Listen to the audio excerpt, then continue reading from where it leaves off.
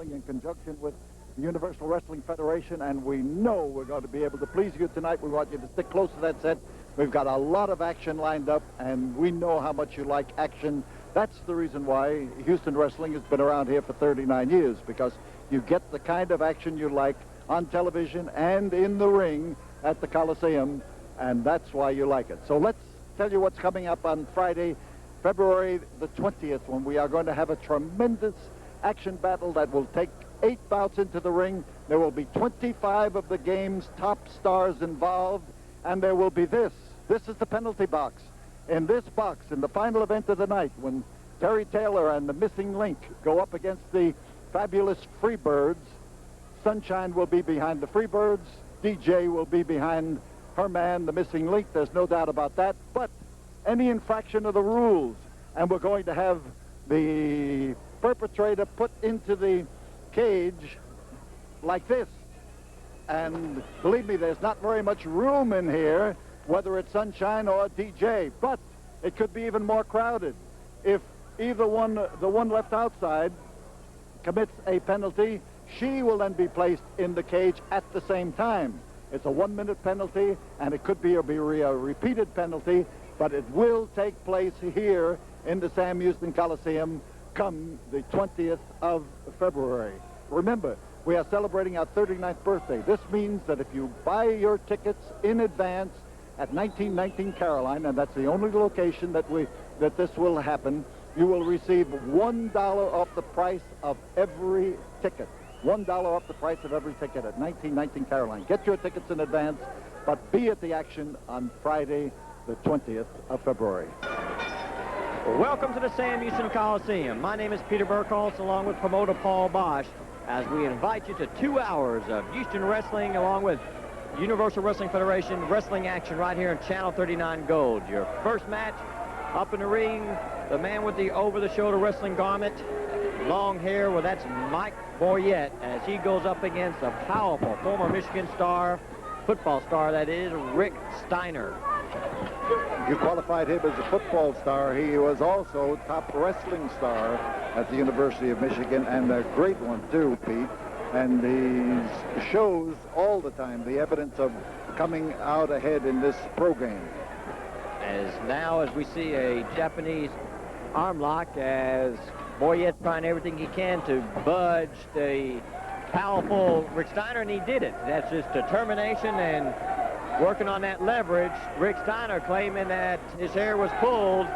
The referee now checking with Mike Boyette. Mike Boyette denies the allegations, as Steiner gets a few words of encouragement and advice from Sting, and that's Sting outside the corner, as we're starting to see this alliance with Rick Steiner and Sting more and more evident, as each one comes down to sort of root their friend on to victory. And Steiner now picks up Boyette. He's got him. He's now asking Sting what to do with him. It's down with the backbreaker.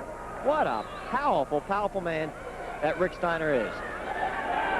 He is powerful not only in jockeying around with the weights, but he is powerful in a man-to-man strength, which of course is utterly more important in wrestling than being strong with the weights. They all go together, but some people who lift weights don't have the man-to-man power. When they get off balance, they can't put out strength, and Steiner is a man who comes at you from almost any direction. Boyette trying to keep Steiner down, a good strategy if you're able to do it, but the problem with that is that once Steiner gets up, he's extremely difficult to handle. Got a great crowd here at the Sam Houston Coliseum tonight, as thousands of fans took advantage of that savings of $1 per ticket by coming into the wrestling ticket office at 1919 Caroline, buying their ticket in advance, and mentioning the fact that they know that Houston wrestling has been a proud tradition on television here in Houston for 39 years and is now on Channel 39 Gold, saved $1 per ticket. Such a great response that we are going to have the same kind of super sale for the Friday, February 20th card, a card that is showing to be one of the best of the year, because already signed is that penalty box match when Terry Taylor and the Missing Link with Dark Journey in their corner go up against the fabulous Freebirds, Michael P.S. Hayes and Buddy Jack Roberts with Sunshine in their corner. The unique aspect will be that if Dark Journey or Sunshine are caught making any infraction on the rules, they will have to spend 1 minute in the penalty box, the cage that you saw earlier. If both of them have to serve the same time, they both have to get at that penalty box, and that's when the fireworks could literally explode here in the Sam Houston Coliseum. That same night will be a steel chain battle between Steve Dr. Williams and the Angel of Death. Sam Houston will be there. Missy Hyatt returns. More matches are being signed. We urge you to stay tuned for all the details, but most important, make your plans to be at the Coliseum on Friday, February 20th, another Super Night of Houston Wrestling action. Get your tickets early at the Wrestling Ticket Office at 1919 Caroline. That's the only place you can save $1 per ticket. All you have to do is mention 39 years and now on Channel 39, and you are preparing yourself for a tremendous sports evening Friday, February 20th, right here in the Coliseum. And a tremendous sports evening right now as Mike Boyette puts that side headlock on Rick Steiner and gets that hip under to keep him under control. Now, Boyette has had a rugged time coming here with a lot of transportation difficulties, and he is in the ring right now, probably recovering from some of the tension that comes with racing and trying to get to where you're going. But Rick Steiner doesn't worry about things like that because he has the muscle power that he hopes is going to teach Boyette a lesson. Now, in this particular case, the side headlock, well applied, the body in close, this is the kind of a hold that gives you a chance to wear a man down. This keeps him maneuvering and having to maneuver your weight at the same time. And that's what's happening in there between Boyette and Steiner right now. We'd like to encourage all wrestling fans to stay tuned, because later on the program, you will see Ted DiBiase up against One Man Gang, and we know that you don't want to miss that extremely important showdown. Ted DiBiase up against One Man Gang later on in the program, so stay tuned right here to Channel 39 Gold. Yes, and Steiner now, as he starts to move in, got a surprise. I don't think he quite expected that Mike Boyette had recovered enough to be able to put him on the defensive real quickly, and this reverse chinlock is a good grip again to hang on to a man and make him struggle in order to try to get his own weight where he can balance it. And you can't do that with a man leaning over your shoulder. You can't do that with him riding on your shoulder, and you can't do it with him twisting your head. Well, Mike Boyette so far has done a pretty good job of keeping Rick Steiner off balance. Usually we've seen Rick Steiner deliver a lot of punishment by this time during a battle, but right now Boyette is able to keep him just a little bit off balance, realizing that he doesn't want to get into a blow for blow, kick for kick, or muscle for muscle confrontation up against Rick Steiner, because that's Rick Steiner's strong suit. And Steiner now lifted him high in the air, caught him coming off those turnbuckles and put him high in the air, as Steiner now unleashing the type of vicious punishing attack we're accustomed to seeing. He's got those unique wrestling tights and also those boots that don't match. That's Steiner style, as now Boyette able to answer back and comes up with a reverse chinlock. Well, the boots may not match, but the feet sure do, and he is the man who balances them well. But this Boyette is coming in with some surprises. I think that he is now settling down and able to put out the wrestling that he knows so well, and he's matching the strength of Steiner with wrestling instead of trying to be an outstrong man with him. I just invented a word, but I don't know whether it fit or not. And there was a quick move on the outside by Sting, who reached over and snatched the foot when the referee wasn't looking. And the referee suspects, because the crowd, acting as unofficial referees, are telling him off, that Mike is in trouble. But you see him fighting back and doing something about it. Well, Sting grabbed that boot of Boyette, sending him down to the mat, and Steiner trying to finish it up, and now he throws him outside the ring as Sting backs up, as the referee making sure Steiner stays way back in the ring, giving Boyette plenty of room to come in. But it looks like Sting's got that look in his eye. He was tempted to try to prevent Boyette from getting back in the ring, but Sting left him alone, but Steiner sure has it. As Steiner throws him into the ropes, setting him up, and a crotch hold and a hard body slam, a vicious, punishing body slam, and Boyette shows a lot of determination just to get back up. He surely did. I didn't think he was going to make it. When I saw him come over there with that powerhouse slam, he came down hard. and switched into it so that Boyette was unable to defend himself in any manner. But now he seems to have caught on to the idea. He threw that knee up and caught him in the midsection, and Mike may have a surprise for Rick Steiner right now. Crotch shuffle and a slam by Boyette, as Steiner's a big man to slam like that, but Boyette has shown a lot of fight and determination, and what he didn't show was enough quickness on that move. He was not able to come down on Steiner, and that was a serious mistake by Boyette. Steiner's on top, and we could have the match right here. We do have the match as Rick Steiner continues his impressive winning ways here at Houston Wrestling. Rick Steiner the winner, and we'll be back with plenty of more Houston Wrestling and UWF Wrestling after this studio break.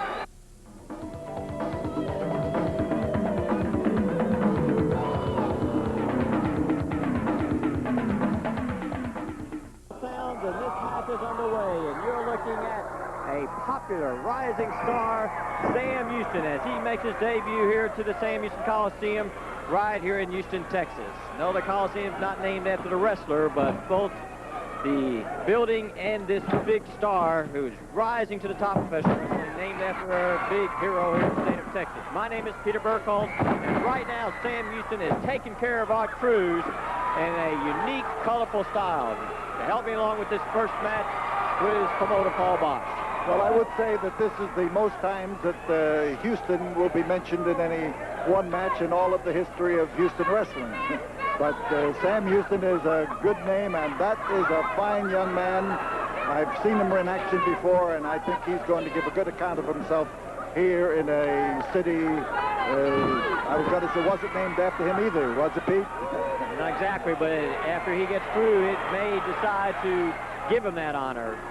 Sam Houston has main evented all throughout the country, vast experience in the wrestling world, colorful star, popular star, and is anxious to make his impression on Houston wrestling fans, some of the most respected wrestling fans in the country. And beautiful move by Sam Houston. Comes out reverse arm, and he's got Art Cruz down on the mat. And Art Cruz is in an uncomfortable position. He's not the kind of a man who gets out of this particular kind of a hold easily. His balance is not centered properly, and you notice the way that Sam Houston was able to whip him over or get over him. Right on the button, and that's a great drop kick, and there he goes for that same arm again, which proves that he is experienced enough to know that you follow up on your good points. Sam Houston staying with that arm, and he does have a beautiful drop kick, explosive drop kick, especially with those cowboy boots of his, and now as he makes sure he drives every ounce of his weight into the left arm of Art Cruz. Fans here in the Coliseum, although they're getting their first look at him, they are shouting out their approval. They've heard of his reputation, and they've been anxiously awaiting his debut. Sam Houston. They're not going to be seeing Sam Houston in the penalty box, that's for sure. But he's a man who has a good temper, he keeps it under control, and he knows what to do with his abilities. Sam Houston in a with that standing arm lock, but he's looking to improve that hold that he made at this point. Flying body block, and he hit him solidly, hit him hard, hit him high, and took him down hard. Well, he wasn't able to keep him down for a 3 count, but once again, Sam Houston showing Art Cruz and the Houston wrestling fans he knows what to do inside those ropes. And that reference to the penalty box, you know, fans are already buzzing about the possibility that Dark Journey and Sunshine may be both locked in that penalty box at the same time. There's not a whole lot of room in that penalty box. It's a possibility. We don't have 2 penalty boxes. We do have 1, and if the penalties come at the same time, something is going to happen. And DJ says she'll get her in that box and keep her there. And now remember, the match we're talking about is the match that will feature Dark Journey in the corner of Terry Taylor and the Missing Link as they go up against the fabulous Freebirds, Michael P.S. Hayes and Buddy Jack Roberts with Sunshine in their corner. And if Dark Journey or Sunshine are caught causing an infraction on the rules, they will have to spend 1 minute in the penalty box, and the possibility is there that both of them could be sentenced to that penalty box at the same time, and that may be when the fireworks explode. We'll have fireworks in all the rest of the card. There are 8 matches on the card, and it's going to produce a lot of sparks and a lot of fireworks, just as Art Cruz has done it here by taking Sam Houston down, not with the hold, but by the hair of his head, and then in trying to improve his position. So you watch Tommy in there, and he's watching those shoulders closely, and so are the fans. Sam Houston reached up with those long legs of his and snapped them into a head scissors and found a solution to that problem very quickly. Sam Houston. Over the years, I've discovered that wrestlers who have exceptionally long legs are certainly not at a disadvantage. They can come from extreme positions and use their legs to escape from holds or to apply them. And there is strength in the ability to have that much length in your legs that when you put it around a man's head or around a man's body, you are able to get full strength in applying it.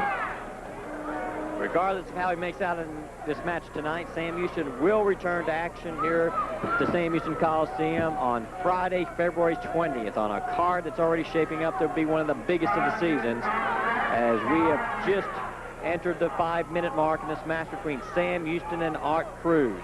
And Pete, did you mention the fact that our celebration of our 39th year on television is going to continue? It will continue. For those of you who came by the office and took advantage of that saving money by mentioning that Houston Wrestling's been on the air for 39 years and it's now on Channel 39 Gold, saved $1 per ticket. And we had thousands of fans take advantage of that offering. We are extending it for the February 20th card. And remember, the rules are you must purchase your ticket in advance at the Wrestling Ticket Office, 1919 Caroline, open Monday through Friday from 9 in the morning till 4 in the afternoon, and all you have to do is mention the fact that you know that Houston Wrestling's been on the air for 39 years and is on Channel 39, and you save $1 per ticket. And that's a great savings, and a great savings for a family, because the more you bring, the more you save. Well, we had families come in, we've had groups come in, and as neighbors got together and came out as a group because they knew this was a time that they could save some money and see some great wrestling action. But Sam Houston now, those unique footwork, working ever close to Art Cruz, as Art Cruz fully aware of Sam Houston's reputation. But that time he took advantage of the referee Tommy Gilbert trying to caution Sam Houston. As we've seen Art Cruz, sometimes he doesn't have a whole lot of respect for the rules once he gets inside the ring. Well, I want to tell you, Art Cruz is a rugged individual. He's a hard man to hurt, and he's got that bulk and that kind of roughhouse strength that can destroy an offense sometimes, and he can do that to Sam Houston right now. We've been talking about Sam Houston. We've overlooked Art Cruz, but we also know he has his weak spots, and perhaps the long legs or those long arms and a well-placed hold can do it for Sam. Knocked right smack off his feet. He was caught with that semi-clothesline, and he's in a bad spot, but we'll see if he can take it and fight back. Art Cruz now taking full advantage of a dazed Sam Houston. He's on top. About 1:03. We came so close that time, but Sam Houston was able to kick out, as Art Cruz, as we mentioned before, he's got a reputation of his own, as he would like nothing better than to derail the Sam Houston Express on its first stop here at Houston, Texas. And he could do that very easily in the condition he's in. But watch out for Sam. He was able to get that shoulder in the right spot, but he may try it too often through the ropes and on that hard Coliseum concrete, and it's not an enviable place to find yourself. And Cruz looks pleased, doesn't he? He sure does. Now, keep in mind, he did not go over the top rope, which is automatic disqualification. He went through the ropes, but the crash landing on the concrete floor, devastating nevertheless. And now he snaps him across that top rope. That was a snap. He had all that weight of his hanging on to the head of Sam Houston, and when it came down, that rope was right underneath his throat, and that is strangling, but not considered a stranglehold, and it's a neck breaker, too. Outside, Sam Houston, and he catches that clout from Art Cruz, and Cruz knows when he has an advantage, and he intends to make the most of it. Listen to the fans now as they start to get behind Sam Houston. This is the first time they've seen him in action, but they are ready and willing to applaud rhythmically to get him up off that concrete and get him in the ring. And Sam knows it. He can hear it. But you can bet that it'll be a short time before they'll find something to chant that will tell. I can almost feel the chant rising out there right now. Watch Sam as he gets around that ring and make sure he has a chance to get in. That's the big part. Now that Sam's inside the ring, he knows how to take care of himself, and he sends Art Cruz all the way across the ring, and Art Cruz now trying to slow down the fired-up Sam Houston as Cruz trying to hold on those ropes and crash, landing a tough break for Cruz. And Sam Houston now setting him up. Atomic drop as Cruz now finding the going extremely tough. 2 but no 3. But you could feel the tempo of the match start to pick up as the fans got behind stronger and stronger Sam Houston. Cruz that time just stopped dead with all that weight of his and sent Sam Houston into the turnbuckle. He pushed at the same time that he fell and dragged himself along that canvas, and Sam hit it hard. He got right out of the range of camera and started a bulldogging headlock.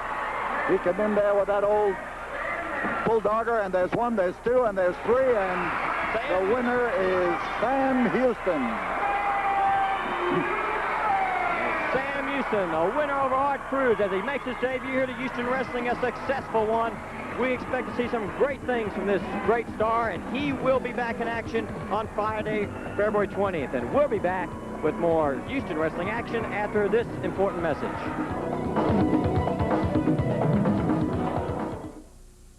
Issue now between One Man Gang and Ted DiBiase. No disqualification for the Universal Wrestling Federation heavyweight title. And the debate that's taking place right now is Ted DiBiase claiming that he should be allowed to keep his glove, while One Man Gang says, well, if DiBiase's got his glove, I will use my chain. And now a compromise has been negotiated, and both the glove and chain come off and outside the ring. It is a no disqualification match for the Universal Wrestling Federation heavyweight title and belt. The champion One Man Gang, 499 pounds of the meanest, biggest wrestler you'd ever want to meet. And he is being seconded by Skandor Akbar. My name is Peter Burkos, along with promoter Paul Bosch, and a lot is riding on this particular showdown. Yes, there is a lot riding on it for both men. And I think that probably the man who is taking a huge chance is Ted DiBiase, because he is the only man who has pinned the One Man Gang, and we know that he can do it. But in this kind of a match, the gang has street fighting on his side. And a no disqualification as you see a close-up shot of that huge, big man, One Man Gang, a man who can deliver a lot of punishment. The things that we saw him do to such stars as Hacksaw Jim Duggan, putting him into the hospital, knocking him out of wrestling. He has that dangerous capability. And now Ted DiBiase trying to battle blow for blow. As DiBiase, he comes as tough as they come as well. And now just a no disqualification, and referee Carl Fergie sure has his work cut out for him, trying to keep control of this all-important, crucial title match. And no disqualifications is as tough a classification as you can put on any match. And right now, the One Man Gang is feeling the fury of Ted DiBiase, who may have been caught by surprise when this thing started, but he is not surprised any longer, and he is ready to meet him right on toe-to-toe battling grounds. And this is it as far as Ted is concerned. He wants to lay it on him and lay it on him hard. DiBiase into the ropes, and One Man Gang with the strength that goes with that awesome size of his, able to pick up DiBiase, slam him to the mat, aim and miss, and a good thing he missed. DiBiase now coming back with a solid right to the side of the head. What a beautiful punch. He got a wallop in there that was absolutely beautiful, and here as he tries to soften up the One Man Gang, you can see him straightening him up in the corner and getting to work and lay those wallops in and lay him in. Listen to the fans. They go with each wallop. They know Ted DiBiase is able to take control of this match. They know that he can beat One Man Gang, and they'd love to see him do it now. And a clothesline that not only knocked him down, but knocked him outside the ring onto the floor. He caught him coming in. He sidestepped that time, and there is Akbar, and Akbar is not included in this no disqualifications. What he did there should be disqualified should cause a man to be disqualified at any time that it's used. But right now, with Ted lying on that cold concrete out there, we've got troubles for DiBiase and for his fans. They're screaming in his behalf, and Akbar has very politely weaseled his way out of the action in order to stay as far from it as possible and to look innocent over on the other side of the ring. Well, as one-man gang crash. You've heard that throughout every corner of the Coliseum. Ted DiBiase not only trying to recuperate from that vicious ring post that was introduced to him by Skandor Akbar, but one-man gang, a man who seems like a killer shark. Once he sees an opening, sees and smells that blood, he goes in for the kill, and he crashed that chair on the back of the head of Ted DiBiase, and DiBiase is in serious trouble. One-man gang is kicking him now, that same head that took the blow from the chair. You could call him a killer whale if you were being more accurate, but as he lays those wallops in, there is DiBiase now, almost in the range of Skandor Akbar, and Akbar is back. You see him backing away here as he comes closer to our cameraman and acts as though he has never done anything anyway. And as the referee gets out there, he's laying the law down to Akbar, in spite of the fact that he is not able to lay as much law down in the ring where there are no disqualifications. One-man gang, a couple of well-placed wallops.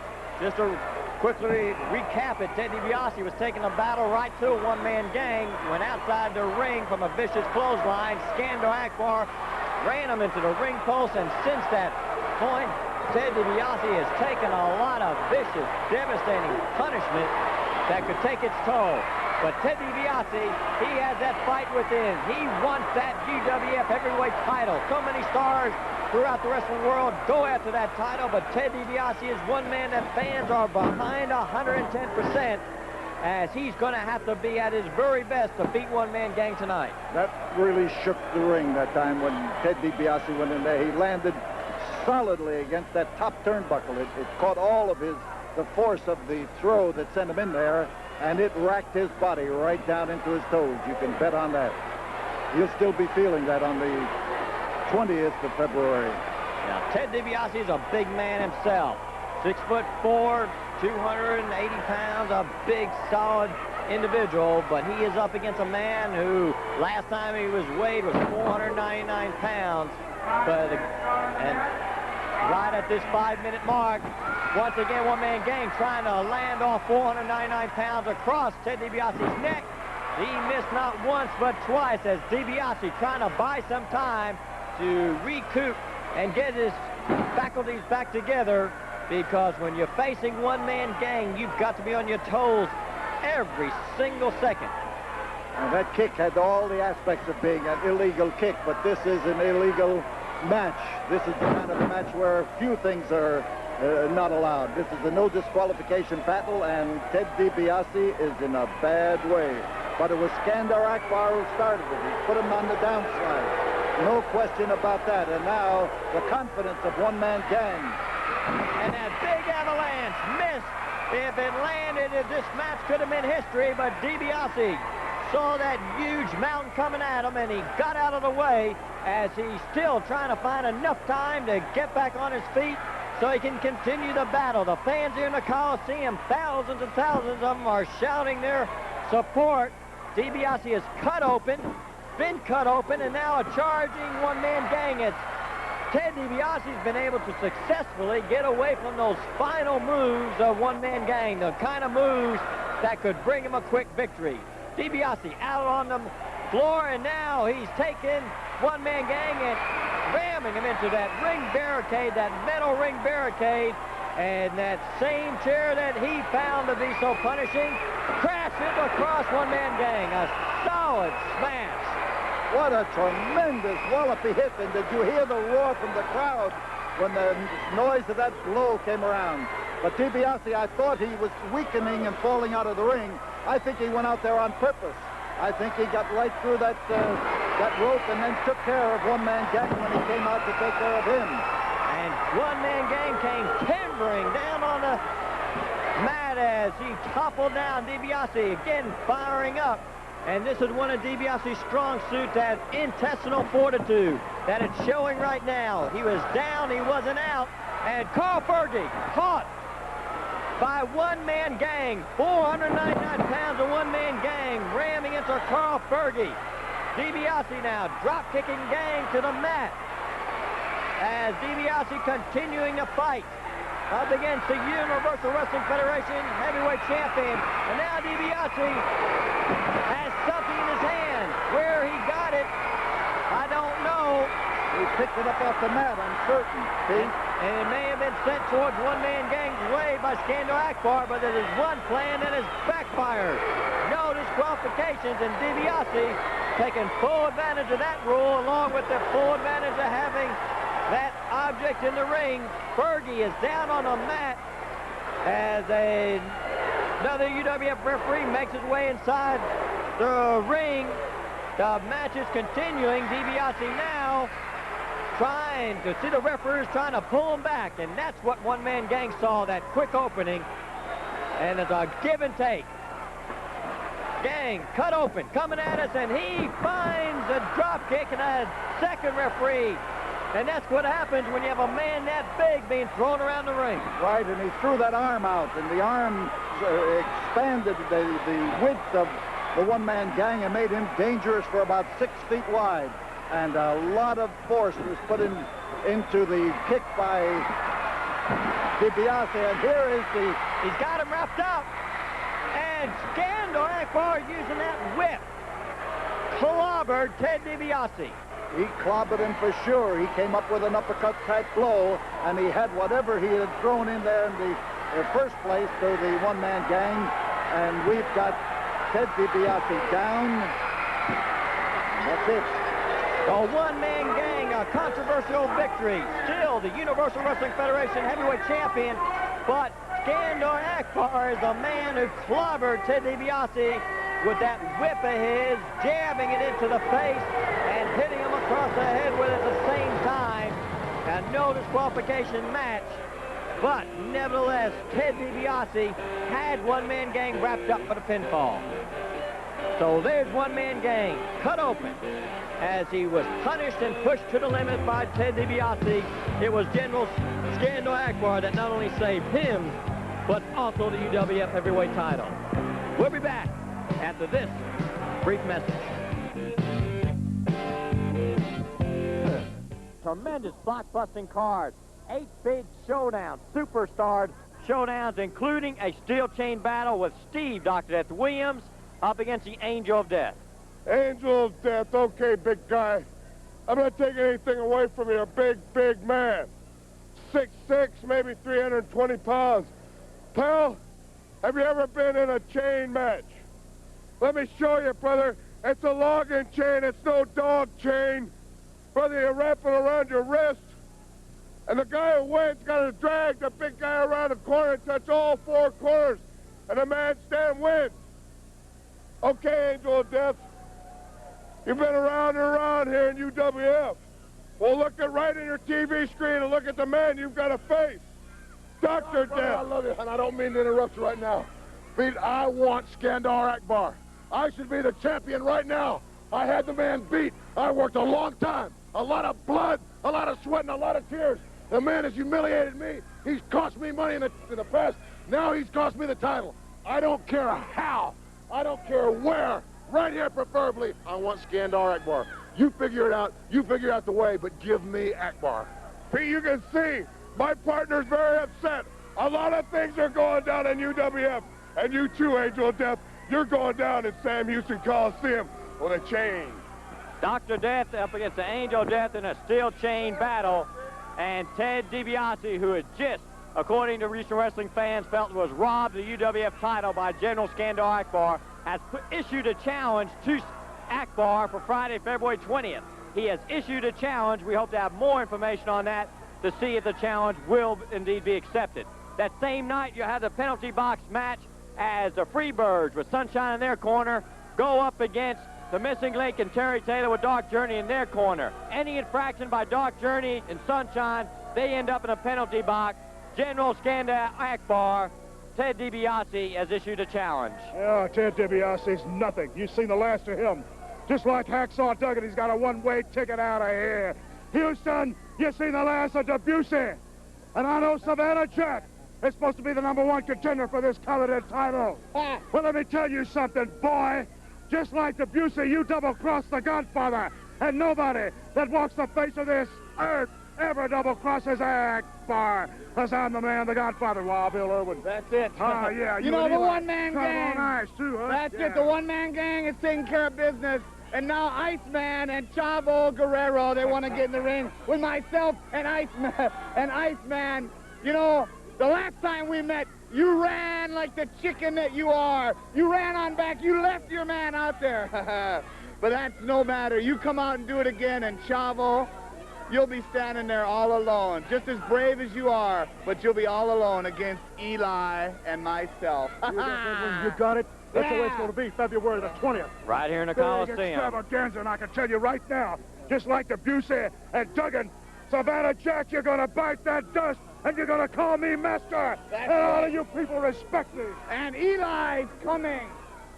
Friday, February 20th, the penalty box match when Terry Taylor and Missing Link and Dark Journey in their corner will go up against Sunshine's team of Michael Hayes and Buddy Jack Roberts. Universal Wrestling Federation heavyweight title match, one-man gang up against the... You're going down. The sheer size in comparison of other noteworthy athletes. 6'9", 499 makes Refrigerator Perry look like a small man. That may sound ridiculous, but if you compare him with the gang, he's not nearly the man that he looks around normal people. But the gang is not normal. He is with Devastation Incorporated, and he and Ted DiBiase are raging a war. And that is the 747, and that is it. Gary Young fought his heart out, but the 747 gang victorious.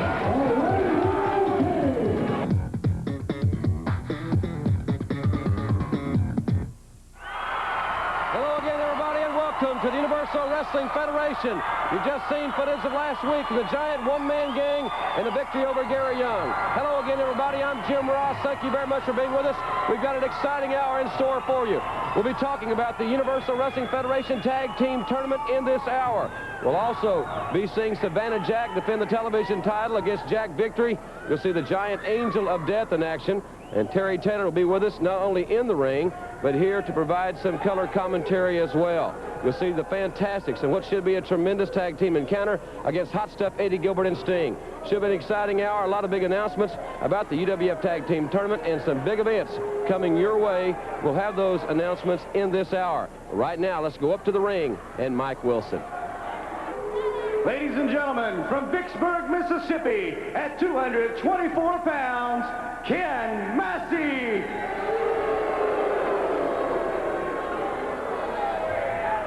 Ken Massey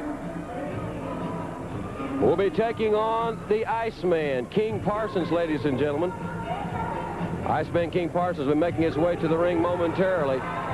Now, don't forget, we'll be talking about the UWF Tag Team Tournament. The tournament will be held on Saturday night, February 7th, in the Metroplex, more specifically in Fort Worth, Texas, at the Cowtown Coliseum.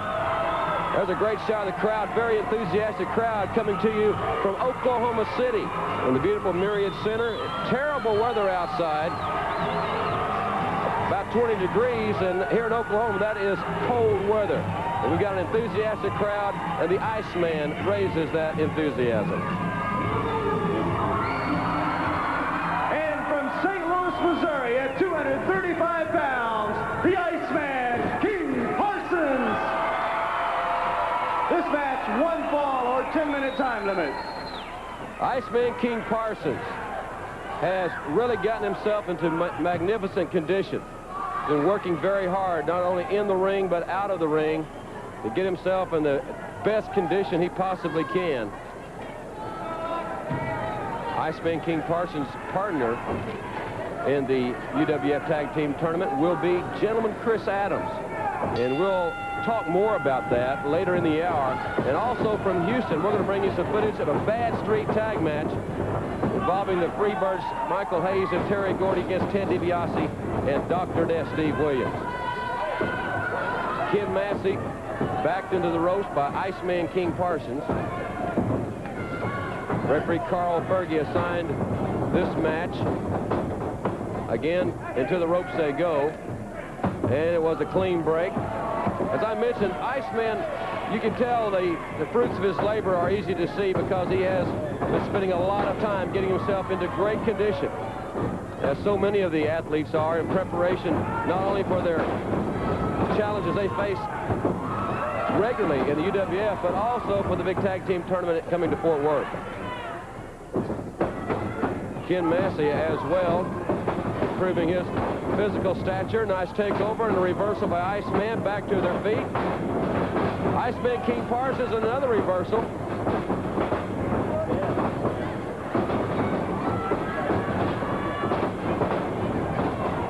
Massey has gone back repeatedly to the side headlock.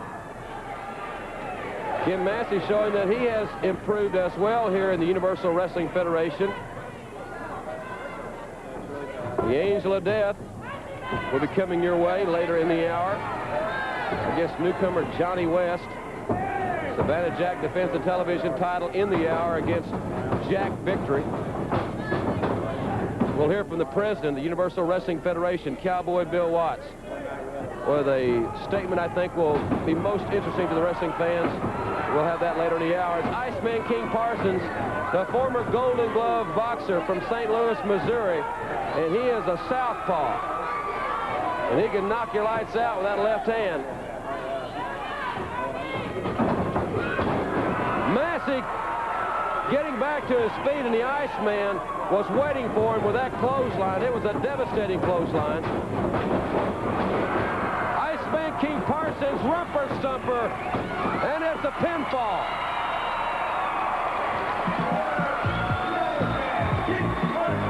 Iceman King Parsons with a victory. And I'll be joined by Terry Taylor when we come back.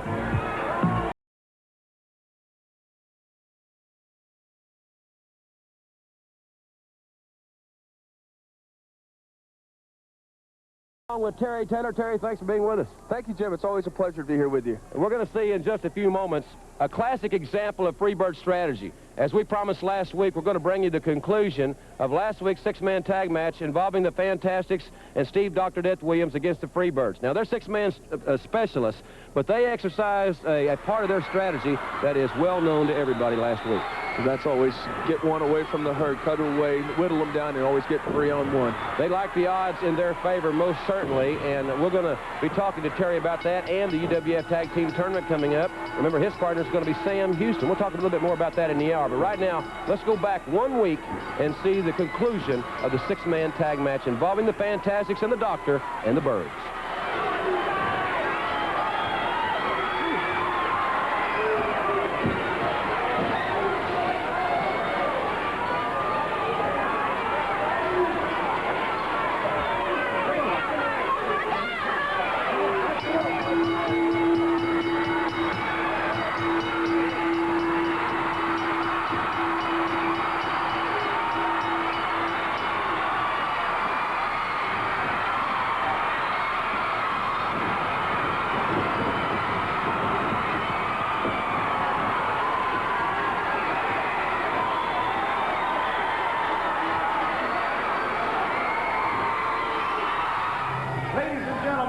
Introducing first from Anaheim, California, at 322 pounds, the Angel of Death, accompanied by Freebird, Terry Bam Bam Gordy, and Sunshine.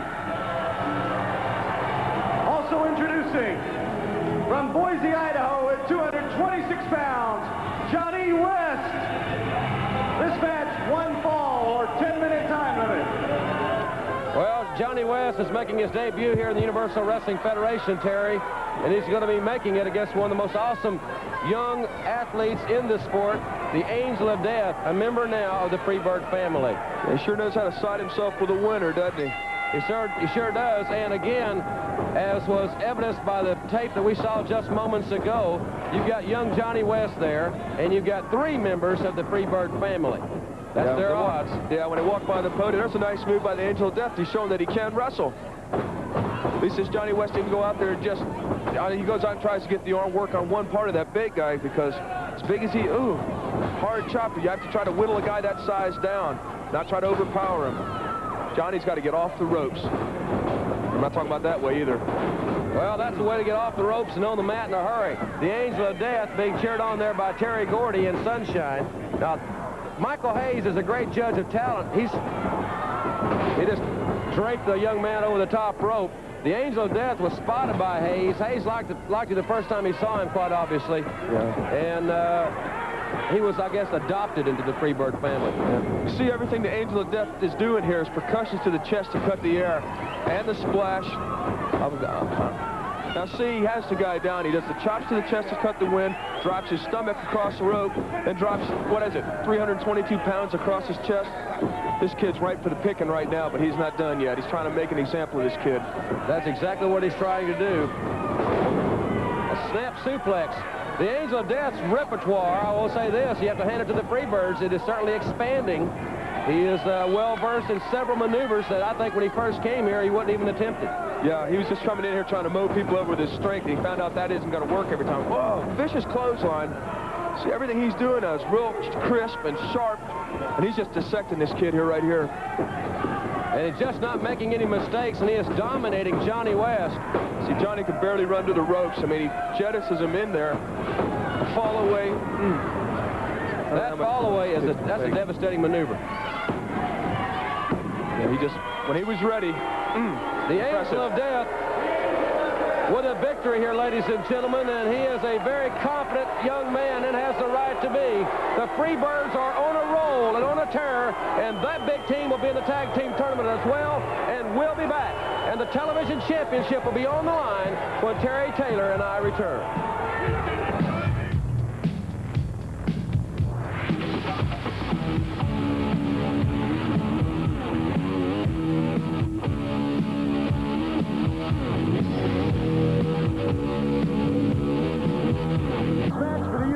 Television bout. Introducing first the challenger from Hollywood, California, at 254 pounds, Jack Victory.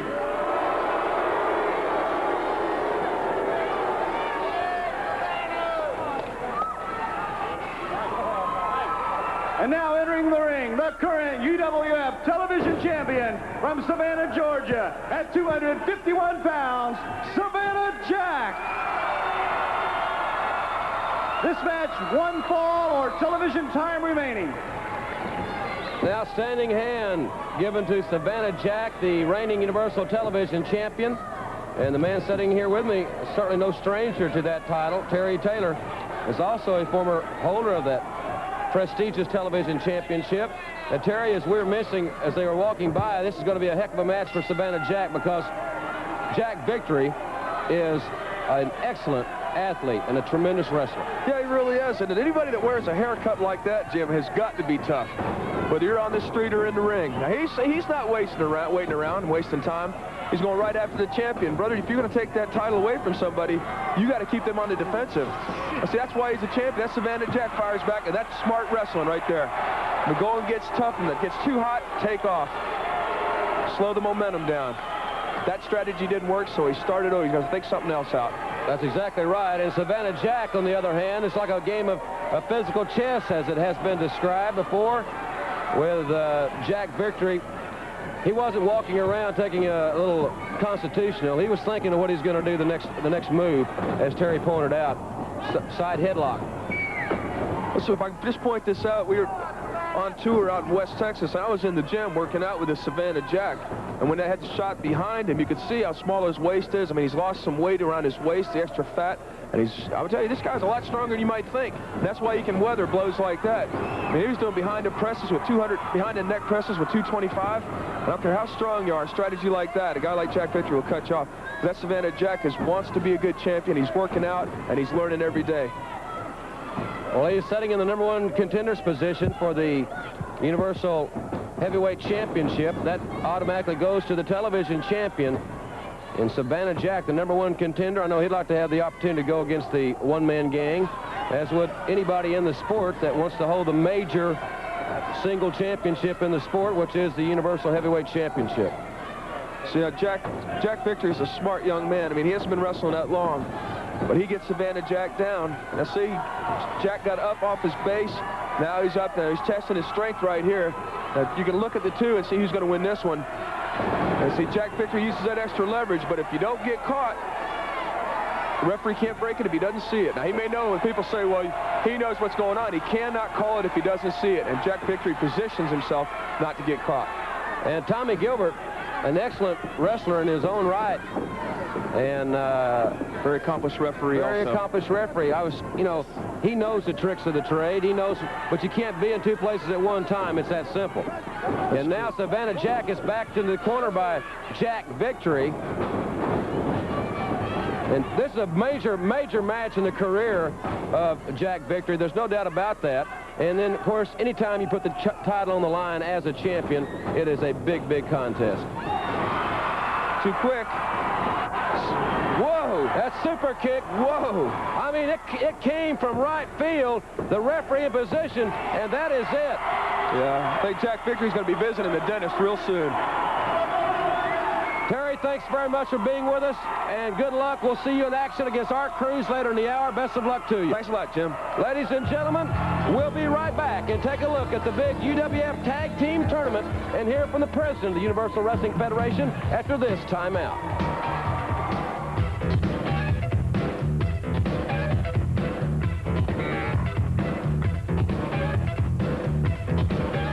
Federation, we got a lot more action coming your way. The great tag match, the Fantastics going against Hot Stuff Eddie Gilbert and Sting. We will also see Terry Taylor in action later in the hour, and we'll also see the big Bad Street tag match that would be brought to us from Houston, that big match on January the 9th. I'll talk more about that in just a little bit. But that Bad Street match is a good introduction and a good segue to our next feature. And basically, we're going to cover now the 8 teams that will be in the Universal Wrestling Federation Tag Team Tournament, their seeds and all the first-round pairings. And then I'll be back to let you know a little bit about what you're going to be hearing from Cowboy Bill Watts. But right now, here's all your information on the first UWF Tag Team Tournament.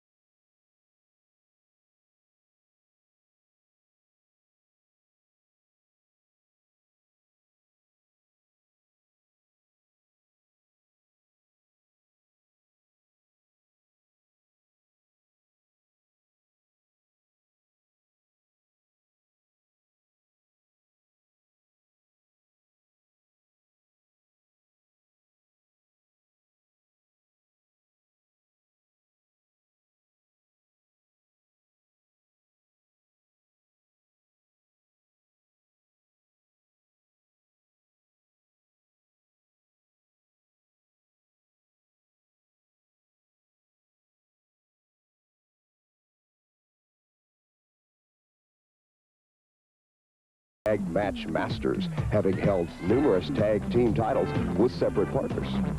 Individually, both men have held major heavyweight championships themselves. Emotions should be peaked, and if they are, there's a good possibility that this is the team that will end up with the UWF Heavyweight Tag Team Championship. Well, there you have it, everybody. 8 great teams. The seeds have been complete. You know, the first-round pairings. We'll be keeping our eye on those prospective new teams in the upcoming weeks right here on the Universal Wrestling Federation, and we'll be bringing you updates on the tag team tournament right here on the UWF. Ladies and gentlemen, Cowboy Bill Watts is prepared to make a statement regarding not only the tournament, but some other very important issues surrounding the Universal Wrestling Federation. Let's go now to the president of UWF, Cowboy Bill Watts. Well, there's no saying that the buck passing stops at the top, and it stopped right here. And when you sit in this chair, you got to make a lot of decisions. Some of them aren't pleasant. Some of them that anger some of the fans, but generally, the fans of the Universal Wrestling Federation feel that we are fair, that we believe that you've got to make the competition happen in the ring. The unfortunate situation that's come about is concerning the Universal Wrestling Federation tag team titles. Hacksaw Jim Duggan lost a loser-leave town bout. These guys are independent contractors, and sometimes when they get so emotional, and you've got to be emotional. Without emotion, there's no great athletes. I mean, it is a sport of physical as well as emotional as well as tactics. He lost a match I don't think anybody thought he would lose. He has to leave the Universal Wrestling Federation for at least 90 days. There's been 2 individuals quick to point out that puts the tag titles in jeopardy because they have to be defended once every 30 days. Michael Hayes and Skandor Akbar have already called demanding. We've received legal notification. We've talked to Jim, and Jim says, hey, I forced the match. I wanted those rules. I wanted those stipulations. I lost. I got to live up to it. And, of course, the Wrestling Federation here, we have no choice but to live up to his stipulation. He has to leave for 90 days. So that, in essence, eliminates he and Terry as a team because of the 30-day clause where it has to be defended once every 30 days. So what we've done is immediate action. Wrestling must go on. Saturday, February the 7th in Fort Worth at the Cowtown Coliseum, there'll be a one-night tournament for the Universal Wrestling Federation tag team titles. All of the early matches will be 1 fall or a 15-minute time limit. If there's a draw, both teams will be eliminated. Regular rules are in effect as far as all the other specifications. The finals match will be 1 fall to a finish. There will be a champion crowned that night. There are 8 fantastic teams. Ted DiBiase and Dr. Death are the #1 seed. The #2 seed is Terry Gordy and the Angel of Death, the biggest team that's in the tournament. The 8th seed is very interesting. The Iceman, as gentleman Chris Adams of team, and Adams is returning and able to wrestle again on February the 7th. Terry Taylor's taken a new partner, Sam Houston, who's coming here. So there's a lot of excitement. Please don't miss it. And we hope that you all will support the new tag team champions for the Universal Wrestling Federation. Coliseum, a night of Houston wrestling action fans are going to talk about for a long, long time. And one of the main reasons why is you're looking at him, the fabulous Freebirds, Michael P.S. Hayes, as he will be teaming with Buddy Jack Roberts up against Terry Taylor and the Missing Link.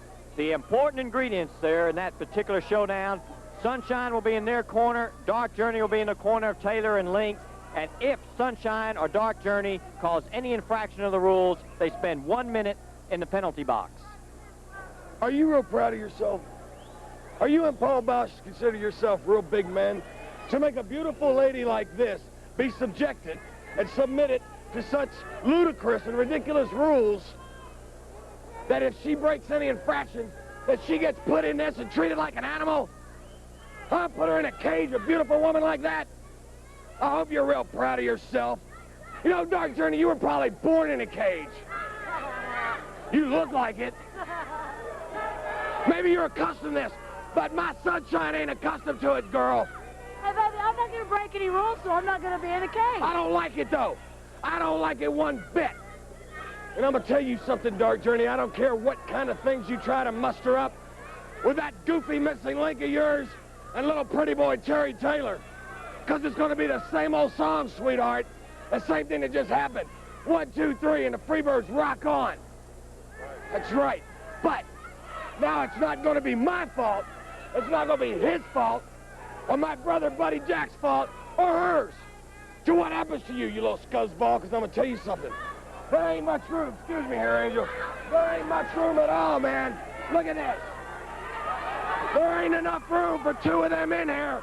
And if they get in there, she's going to break your neck, girl. I want you to slap her back for I'm me. not slapping. When I do a thing like that, I'll knock you out. So what I'll do, I'll knock you slap out. You belong in a cage like the dogs at the pound, because that's what you are, and that's what you're going to be in, a cage. And Dr. Death, as far as you look at it, 6'7", 322.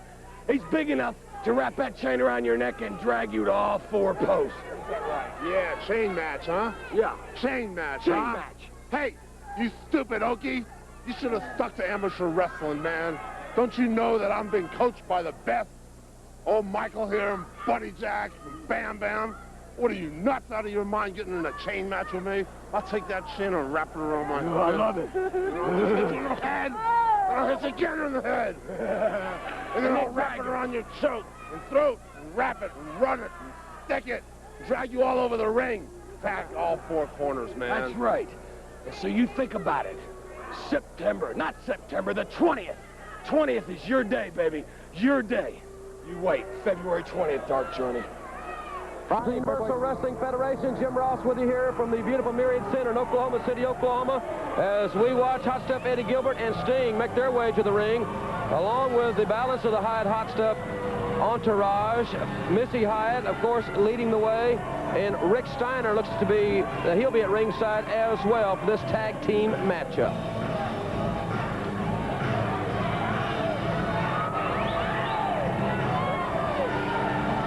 Ladies and gentlemen, Missy Hyatt presents, first of all, from every girl's dream, at 228 pounds, Hot Stuff Eddie Gilbert. And introducing, from every man's nightmare, at 260 pounds, Sting. Also in their corner, Rick Steiner. Well, again, we're seeing the fact that it's a tag match. Australian rules tag. It means there's two men on each side, right? Well, that is true, but we also have the moral support in Eddie. I don't know if Eddie's got his mind on his match or not, and but he was getting rather friendly there with Missy Hyatt. That's quite a situation indeed. As the music in the background will bring to the ring Tommy Rogers and Bobby Fulton, the Fantastics.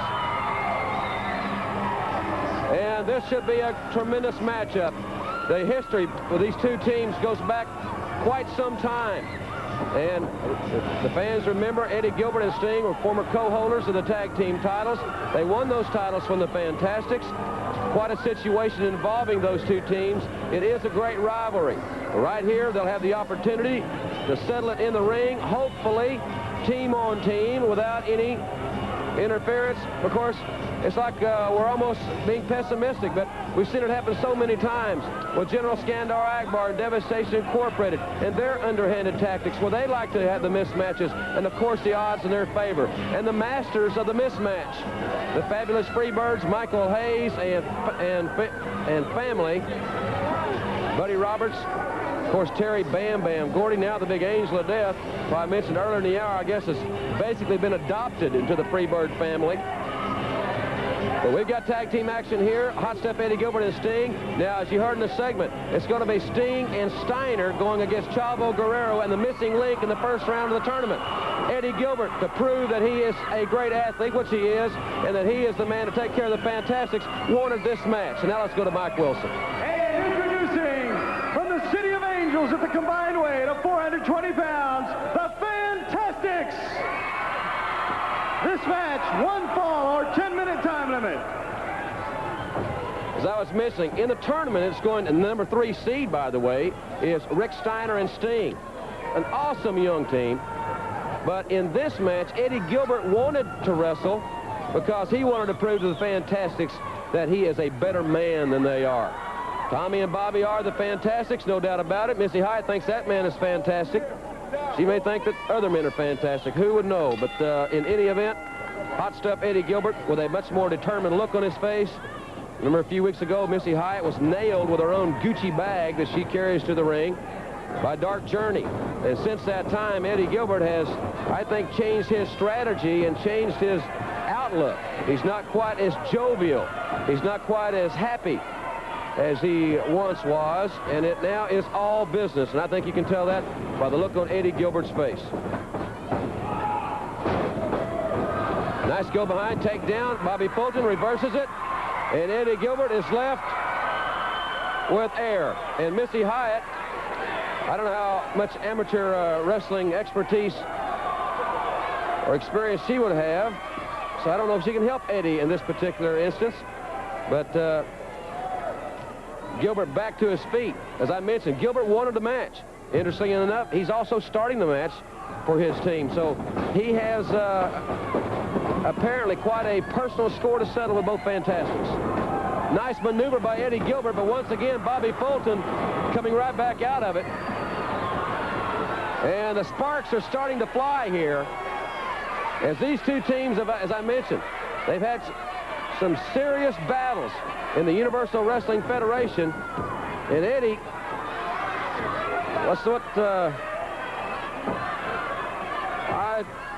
apparently I thought I saw Eddie Gilbert was adjusting his tights a little bit more than normal there. And now Gilbert, and look at Steiner on the apron, on the corner on the edge of the ring. He's not got any business being there. You know, I don't have any problem with people coming out and supporting their favorites like the fans do. These guys travel together. They're one family, so to speak. But to come out and get involved, there's just no place for that whatsoever. Nice reversal by Bobby Fulton into the hammerlock, and an equally as nice from Gilbert, and now Fulton back on the offensive. Well, Eddie Gilbert's a tremendous athlete. He was a great high school football player. Former Pro Wrestling Rookie of the Year, but there was a tag. Gilbert was breaking clean, but he was breaking with a man that had already made the tag. Tommy Rogers in the ring. A man that possesses one of the greatest drop kicks in the sport is Tommy Rogers. We have yet to see Sting thus far in this contest.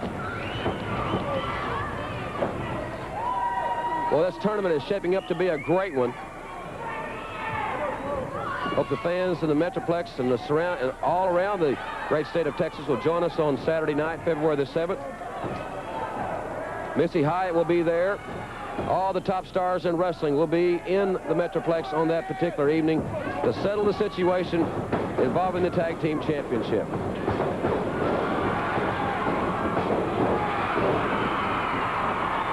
Great drop kick. Rogers up on the lights, and that's a second one. And Eddie Gilbert drop kicked out of the ring, and Sting came in, but he left just as rapidly as he came in the ring. And now Eddie, who has his equilibrium seems to be impaired somewhat. But what he has done by having his consultation session with Missy Hyatt, as he's broken the momentum a little bit. Oh, I'll tell you, the fire is coming from the eyes of Gilbert and Rogers. As I said, the personal animosity that these two teams hold goes beyond business. It goes beyond competition. Rogers with the lefts and the rights. And another big right hand. And hot stuff Eddie Gilbert all the way outside. And whatever Gilbert has tried thus far hasn't worked extremely well. And he may have wished that he had let his number 3 seed in the tag team tournament, Rick Steiner and Sting, go ahead and wrestle the Fantastics. But he wanted to prove to everybody that he could back up what he was saying, that he was a better man than either Rogers or Fulton. And you got to hand it to Gilbert. He's got a lot of determination. You'd think he should make the tag right here. Gilbert is a very, I think, a man we could say is very set in his convictions. Maybe he's wanting to impress Missy, but he's not doing a great job of impressing Missy right here. Missy likes winners. She wants that UWF Tag Team Championship belt to take home to her abode probably as much as any wrestler in the tournament.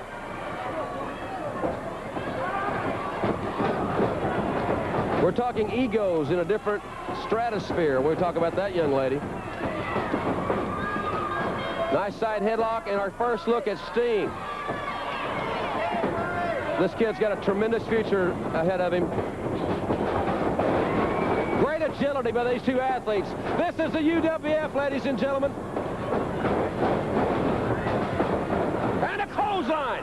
Rogers taking a shortcut and coming off the ropes.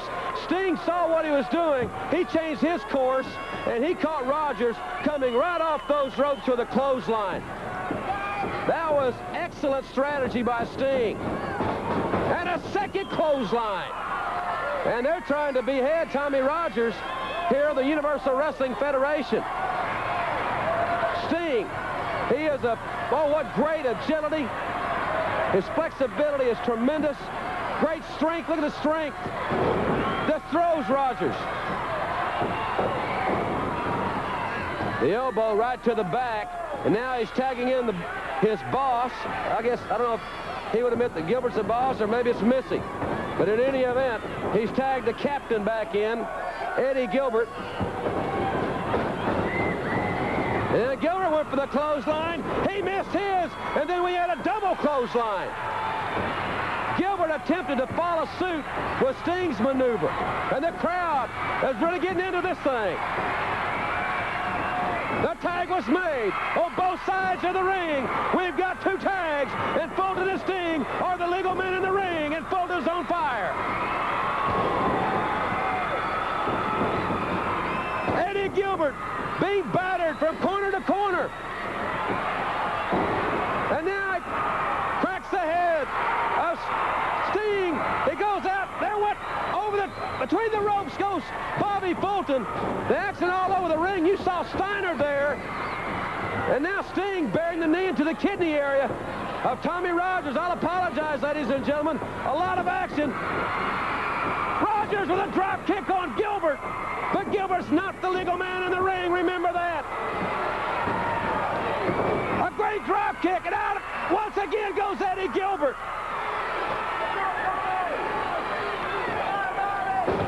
Fulton now, who is the legal man. Fulton with a cross-body block off the top rope. The referee is out of position. And Rick Steiner with that Gucci bag of Missy Hyatt. He just nailed Bobby Fulton. Missy Hyatt's bag coming to play once again. And Steiner, well, hot stuff Eddie Gilbert, and Sting will go into the record book with a victory. And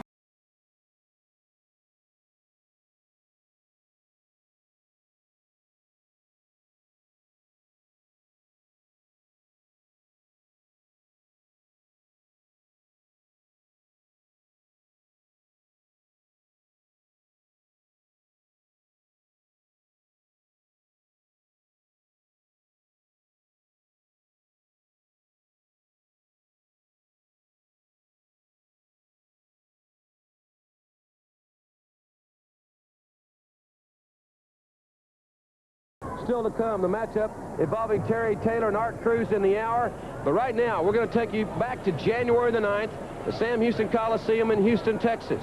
Promoter Paul Boss signed the matchup, a bad straight tag match, the Freebirds specialty. It was Michael Hayes and Terry Bam Bam Gordy taking on Steve Dr. Death Williams and Ted DiBiase.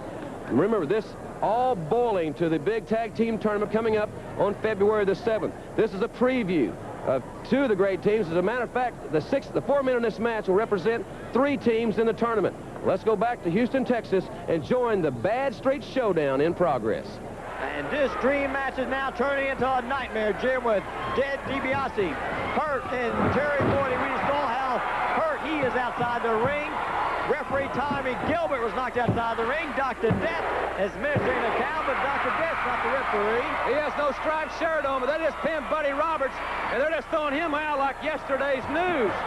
They double-teamed Roberts and destroyed him, but Bam Bam Gordy at the black glove is busted open. DiBiase's lost a lot of blood. I saw the Angel of Death now, has come to the ring. Hayes keeps pulling an ace here and an ace there. And now Hayes and the Angels trying Williams and DiBiase. Well, the Freebird Army seems to have grown. They keep coming back, and Dr. Death and DiBiase keep battling them fist for fist, kick for kick, boot for boot. And now Dr. Death is the Angel of Death down in there, and Ted DiBiase taking over where Dr. Death left off. And now they're setting up the Angel of Death. Dr. Death's ready for him, and up and over the top rope. 322 pounds. Oh, Terry Gordy is just nailed. Williams and DiBiase with that steel chair. And the referee, my gosh! Bad street Gordy rules. has gone insane here. He hit the referee square in the face, and he has hit DiBiase and Williams with a steel chair. And Hayes, look at Hayes. The Freebirds are even in awe of Gordy. Gordy he's lost it as he is pounding Williams and DiBiase with that chair. And Michael Hayes likes what he sees. Well, the Freebirds warned us that bad street rules, it gets awfully bad inside the ring, and now we know what they're talking about. Dr. Death's down, DiBiase's down, the referee's down, and the Freebirds continue to battle. Look how he's using that chair being stuck to death. It's 4 men on one. The Angel of Death and the 3 Freebirds. And look at Gordy with that chair across Dr. Death's throat. This thing is broken down, and it is getting in a very dangerous situation. This is career-threatening here. 4 against 2. They're busted open. They're battered, and they're bleeding. And Gordy has gone insane with that steel chair and has hit everything in sight.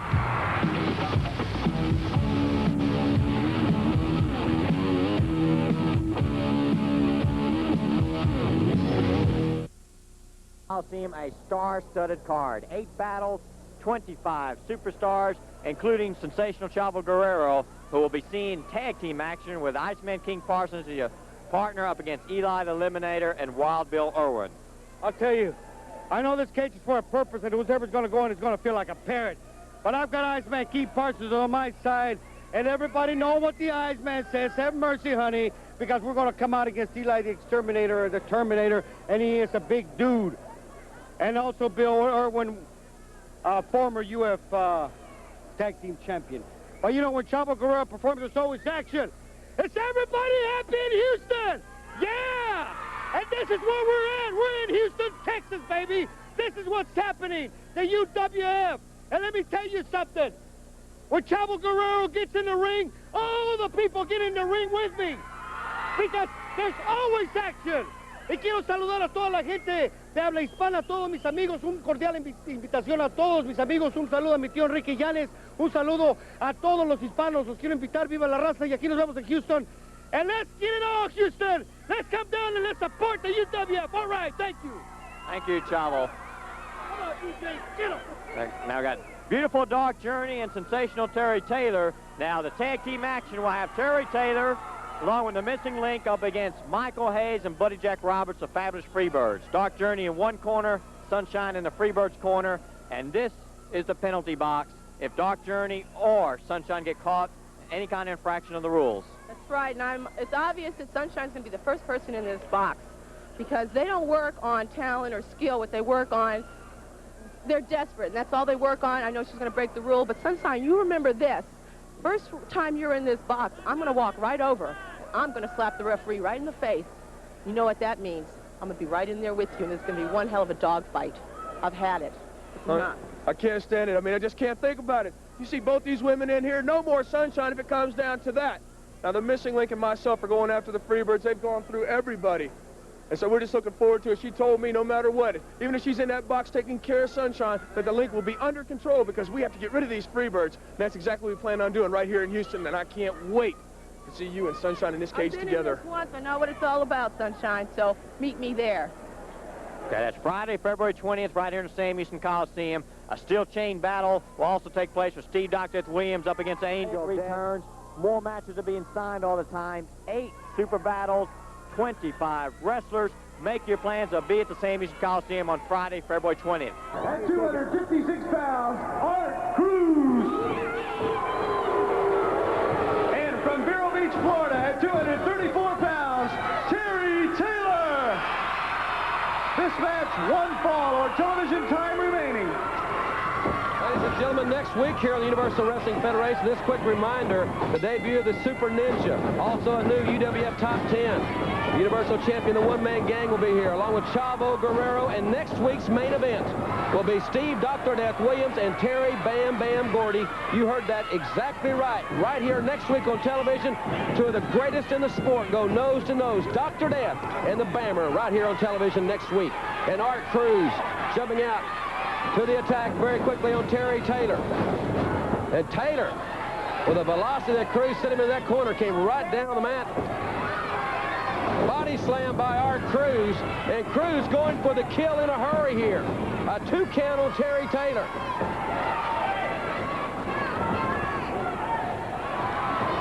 And Cruz just stuck his hand into a trap.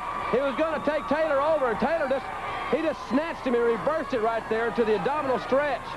Haven't seen that particular maneuver exercised by Terry Taylor in quite some time, and I'm sure not too soon for Art Cruz, as Taylor falls back with Cruz down to a pinning predicament here, but Cruz gets into the bottom rope, and the hole was broken. And Taylor, who is on basically a slow boil right here, he may be mild-mannered out of the square circle, but he is a competitor. And that kick was buried deep into the midsection of Art Cruz. And now Taylor with a chop. I can't wait till next week. Terry Gordy, Steve Williams, man on man, right here. Lateral press by Taylor, and there's a kick out.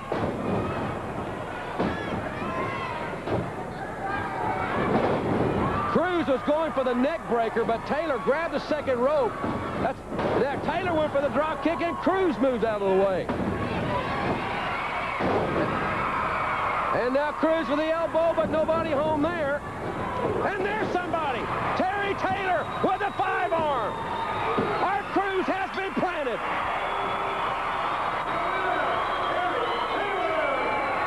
Terry Taylor with a great victory. Don't forget next week, Dr. Death and Terry Gordy. More on the Universal Tag Team Tournament. The champion of one-man gang will be here. Chavo Guerrero, a new top 10. The debut of the Super Ninja. And we'll see you next week, ladies and gentlemen. It's going to be a great hour for our whole crew. I'm Jim Ross. So long, everybody. We have had some tremendous action here at the Sam Houston Coliseum tonight, and we will have it on Friday night, the 20th of February. Be sure that you're here, because there are great things foaming. You're going to see this cage in action, because it's bound to hold somebody before the night's over. Whatever it is, you are going to see the action at the Sam Houston Coliseum. We will also see action here on television each Saturday night, and then on each Sunday morning on Channel 39. But remember, the action is on 39, 39, 39. So long. Houston Wrestling was brought to you by... Match is underway. One fall showdown between two powerful athletes who are now playing a game of intimidation, as Jeff Gaylord looking right into the eyes of Sting. And, of course, Sting trying to intimidate his opponents with a painting of the face. But both individuals ready for battle. Gaylord tried to budge him by coming out that momentum off the ropes, and Sting using this opportunity to show his powerful physique to the Houston wrestling fans. Now Sting moving, and he runs up against a brick wall. We've got two powerful athletes inside the ring, and outside the ring we have Rick Steiner, another powerful man. There's a lot of muscle in those three people, and they are symbolic of the younger generation in this wrestling game, coming into it with a tremendous physique, a lot of strength, a lot of power, and the aggressiveness and the coordination that go with it. These are three shining examples. I don't agree with all of their tactics. I'm merely talking about their physical capabilities coming into pro wrestling at this particular time and being here in the Universal Wrestling Federation. Gaylord is a great prospect. Sting, well, he may be using that paint to try to intimidate somebody, but I think that in Gaylord, he's got a horse of another color.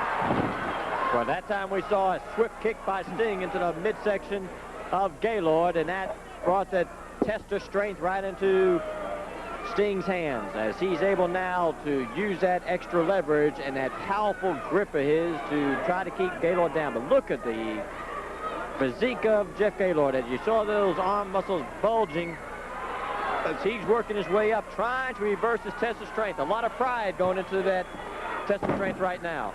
And that's exactly it. He doesn't want to show that he was put down by this test of strength, and that's what this is, a test of strength. Some balance, but mainly a test of strength in the hands, the wrists, the forearms, and once you get it there, to try to put the squeeze on them. Look at Gaylord now as he starts to try to get it up where the strength doesn't mean quite as much when it's way up in the air like that. And he's got Sting worried. There is a good reason to worry. To be able to drop kick a man so high on the chest at the very time that he has your hand stretched out in that fashion shows a man of tremendous athletic possibilities. Outside the ring goes Sting. Well, I mean, outside the ring is Carl Fergie paying attention to Rick Steiner, which is Sting's assistant for this match this evening, as Jeff Gaylord, it's tough enough to wrestle Sting one-on-one, as he's stressing to referee Carl Fergie right now. He wants Rick Steiner to be escorted back to the dressing room. My name is Peter Burkholz, along with promoter Paul Box, and a good crowd here at the Sam Houston Coliseum. A crowd that took advantage of coming by the office at 1919 Caroline and mentioning that Houston Wrestling's been on the air for 39 years. It's on Channel 39 Gold, and they received $1 off each ticket. So there were a lot of fans and a lot of families and groups who saved a lot of money, and we're continuing that same special for Friday, February 20th. What a sports bargain, because a tremendous card's in store for you, and you can also save money by buying your tickets in advance at the wrestling ticket office. And this Friday night ought to be just great, I can tell you that. There are 25 stars involved. 25. We'll have 8 matches, but you're going to be seeing 25 of pro wrestling's top people up around that ring during the course of the night. Outside the ring goes Sting now, getting a few words of advice by Rick Steiner. Gaylord now not about to let them conduct their strategy session without interrupting, and that sometimes he played right into the hands of Sting and Rick Steiner. They were able to lure him in, and that's what they did, and Sting pounced on him. He pounces. I tell you, the man really is well named. When they named him Sting, he is also a stinger. He gets in there quick, and he manages to create a lot of damage and get away quickly. He hasn't won all of his matches, but he surely has punished a lot of people while he's been in that ring. So Sting now looking for a way to catch Gaylord with something more than just blows that are going to smack on him. He wants to wear him down, take some of that energy out of him, and then put him in a position to be pinned. As he moves around, he's looking for the weak spot. He may find it. And he got the drop kick up, but you'll notice that when Gaylord tried much the same thing, he was up about a foot higher. 5 minutes starting the match, 5 minutes. We're 5 minutes deep in this match between Sting and Jeff Gaylord. Regardless of the result of this match, both these individuals will be seeing action this Friday night at the Coliseum on that block-busting February 20th card, when Jeff Gaylord teams up with Gary Young up against this same Sting and Hot Stuff Eddie Gilbert, with Missy Hyatt in their corner, as Missy Hyatt returns to Houston Wrestling. That's one of 8 battles, including a steel chain battle between Steve, Dr. Ed Williams, and the Angel of Death. We'll also see the return of Sam Houston, and now we're seeing Jeff Gaylord unleashing his football tactics and his style that he did so well in professional football with. That time, he was not able to stop as he was charging across the ring. Sting able to get out of his way. An aggressive mistake by Jeff Gaylord. He was maneuvered right into an immovable object, and that was the downfall. And that's hard to recover from, that sharp, sudden stop, especially when it hits you in the chest, drives all the wind out of you, and right now it happens again. And there it is. The winner of the match, again. Sting! And Sting taking advantage of the aggressive mistake by Jeff Gaylord, as Rick Steiner proudly presents the winner, Sting, and we will proudly be back with more Houston Wrestling after these few brief moments.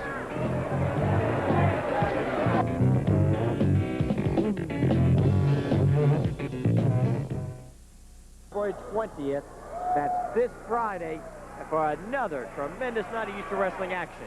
But to catch all the color and excitement of professional wrestling, come down in person, because that is where you get the full enjoyment as Michael P.S. Hayes starts his prance and his moonwalk across the apron. Now that's one way of starting a match, but now he's going to have to face Terry Taylor, and Terry Taylor, a rugged individual himself. As you've got to remember, team members have got to stay outside the ring until they wait for their tag, and it's a one-fall, 30-minute time limit. Now, Terry Taylor quickly tags Missing Link, and the Missing Link, as he warms up and comes up with his own version of the moonwalk. I think he's got a style that is absolutely all his own. I've never seen anybody like him, and he is one man who likes to get in there and to just tangle with anybody. He wants to go man-to-man, and he wants that man-to-man to mean hard hitting and hard clashing. He gets it. Missing Link is a great man to have on your side in an argument like this. Regardless of the outcome of this match, this Friday night at the Sam Houston Coliseum, the penalty box match has been signed, sealed, and delivered as Terry Taylor and the Missing Link, with Dark Journey in their corner, will battle the same P.S. Michael Hayes and Buddy Jack Roberts with Sunshine in their corner. And Terry Taylor taking care of the Freebird Michael Hayes, a fabulous Freebird.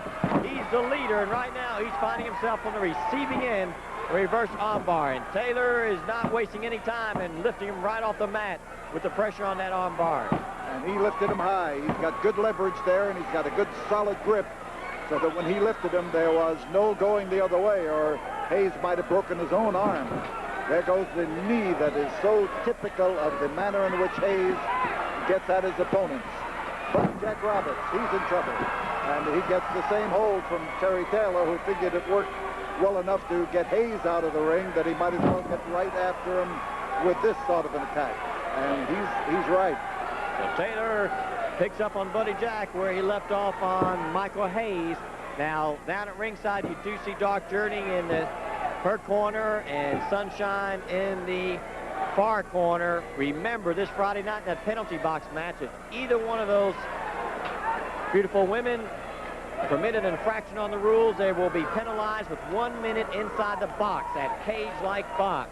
And it is a possibility that both of them can be sentenced to that penalty box at the same time. And can you imagine what would happen if they both were in that box at the same time? It'll be crowded, and there's no place to go and no place to hide. And there are going to be a lot of, well, let's just say, if they get in there at the same time, that will happen. That's in addition to the steel chain battle between Steve Dr. Williams and the Angel of Death this Friday night. In addition to the 8 matches, 25 wrestlers, as Terry Taylor caught my attention as he came flying across the ring. That cross body block, tagging now Chavo Guerrero, and he puts Chavo in a good spot as he had Buddy Jack's arm twisted, and Chavo, an experienced veteran and one of the top-notch talents in the wrestling game today, knows what to do when he has an opponent down on the mat like this. So the Freebird with his face facing down into the canvas, and none of them like that. You can bet your boots on it. And Chavo Guerrero likes nothing better than to put the twist on that arm and to keep that nose down toward the canvas. And if he gets the opportunity, it'll be rubbing the canvas. The fans now are backing Chavo Guerrero, and you can hear the uproar in the background. And Chavo is taking it calmly, but the same cannot be said for Sunshine, nor can it be said for Michael P.S. Hayes, who is not appreciating the attention being given Chavo. Chavo now staying with that arm. It's worked well. Referee Carl Fergie, you can tell, keep a close look, and that's a good close-up shot of Sunshine. Looked a little bit concerned right now as she seems to grimace in pain along with her Buddy Jack Roberts. Chavo adding that extra twist. Chavo knows that little extra difference makes all the difference in the world. I was going to add that in there. That extra twist is something that sometimes you just can't stand. Chavo now trying to set Buddy Jack up high in the air, and Chavo now comes back and does it one more time, and he set him up beautifully. Yes, there's a trick that originated in Mexico, and it has worked splendidly with a lot of wrestlers, and particularly with Chavo Guerrero. He's a man who takes advantage of the openings and creates the openings, which is even more important. And now, as Buddy Jack Roberts takes the lead, he's giving Michael Hayes the opportunity. And you can bet that Chavo is in a bad spot with that trio around him. We're just a little over the 5-minute mark in this 6-man battle between Michael P.S. Hayes, Buddy Jack Roberts, and Angel of Death on one team, and then Chavo Guerrero, who you've seen in action. His team members consist of Sensational Terry Taylor and the exciting and popular Missing Link. Dark Journey's in their corner. Sunshine is in the corner of the Freebirds. As Chavo that time, you saw him kick Michael Hayes' hand away, preventing the Freebirds from tagging and allowing a fresh partner to come inside the ring. Side headlock for Chavo, and you can see that arm of Buddy Roberts leaning over in that direction, and I don't think he could see exactly where it was going. But you got to remember that the Angel of Death has an extremely long reach and could get hold of that touch where other people would fail. So, I beg your pardon, I think I called Michael Hayes Buddy Roberts, but I've been known to do that before. And there is a nice move by Chavo Guerrero, and he gets both of them with the same hold. A head scissor with one and a headlock with the other, and it gave a part of Buddy Jack Roberts to the Missing Link. And now Missing Link took a bite out of Buddy Jack's nose. The Missing Link, not known for his orthodox style. He has a very unorthodox style, but that's one thing fans respect. They respect his overall toughness, as we now see the Missing Link coming in, and that's not good news for Buddy Jack Roberts. The wild look in the Missing Link's eyes, and you saw Buddy Jack grab hold of those ropes. I believe most people would if they saw that they were heading right into the direction of the Missing Link. Buddy Jack now not quite sure how to handle the Missing Link. Not too many wrestlers do know how. Michael Hayes trying to hammer him on the back, and that's one way of trying to get the Missing Link down, and that's a come up from behind. Well, you can't have a special plan of action for him because he doesn't quite know what he's going to do when he gets in there. He fits everything into his mood in the moment, and as he bounces around that ring, he comes up with the unusual tactics that just defy an opportunity to predict them in advance. One thing you know, he is tough, he is solid, and he is hard to handle. Well, talking about hard to handle, he just drove that hard head of his right into the Angel of Death. As, again, all three of them teaming up on the Missing Link, and this is where tag team action gets extremely dangerous, is when they're denied their opportunity to tag their own partners, and they get outnumbered like that. Teamwork, some call it teamwork, some call it stretching the rules, and some call it outright breaking the rules, but the result's the same. It's Missing Link on the concrete floor, but Terry Taylor came over to make sure that the Missing Link would be allowed back in the ring without further punishment. And they were looking at that ring post, figuring that the ring post could do more damage than they could to the head of the Missing Link. And they're still after him, hoping he's not going to be able to regain his balance, but he regained his head work, and he got in there on Buddy Jack Roberts, or the Angel of Death, rather, and he got in with a solid sock that kept him at bay. So we've got Michael Hayes moving in with a chokehold, trying now to not only wear the Missing Link down, but to batter him down to that canvas. And now Buddy Jack chomping down on the head of the Missing Link. It's taken a lot of punishment already. As Michael Hayes prancing outside the ring, the Missing Link has been cut open from that attack of all the entire team before, and Buddy Jack coming across, and the Missing Link caught him with that head of his as he tags Chavo Guerrero. Buddy Jack still dazed from that Missing Link, and Chavo knows what to do with that. A drop kick, not one, but he went up in the air, and that time Chavo was not set properly, and it backfired. He reached out with those legs of his, but he didn't quite catch the target. And Michael Hayes is trying to get that tremendous lift that he needs, and instead, Chavo Guerrero got it, and a beautiful move it was. And here is Michael Hayes facing problems as he is given the back throw by Chavo Guerrero. Well-placed feet. Chavo can place them, and he's trying now to make certain into the wrong corner, and that's a man's dream, I want to tell you. A nightmare for Michael Hayes as he quickly crawls over to tag Buddy Jack. 10 minutes deep in this 6-man battle. The Freebirds and the Angel of Death up against Chavo Guerrero. Terry Taylor, the missing link, and Chavo now showing some of those moves that has made him a colorful star, a unique star, as he once again brings Buddy Jack down to the mat. Chavo now going up on the ropes, and it's Sunshine who's over there as she grabbed the leg of Chavo, knocking him off balance as she squirts away this Friday night in the Coliseum. If Sunshine does anything along that same line, she may find herself in that penalty box. Dark Journey, same way. Same trick. She saw her do it, so she figured she can pull the same thing, and she did. And as Terry Taylor gets in there, he's got a target, but there is an extra battle going on the outside of the ring, and DJ is anxious to get in it and get after Miss Sunshine. And you can see the referee here trying to break things up and get everybody back where they belong. He's outside the ring instead of being inside the ring, and Chavo Guerrero moves after Michael Hayes, and things start shattering all around. And everything's breaking loose, as you saw with the cameraman getting bumped into as well. There's battles all along the ringside and up in the ring, and we've got a 3 count. While all that was taking place, a 3 count, and it looks like we have the winners, the Freebirds, Michael Hayes and Buddy Jack Roberts, along with the Angel of Death. All that confusion and turmoil.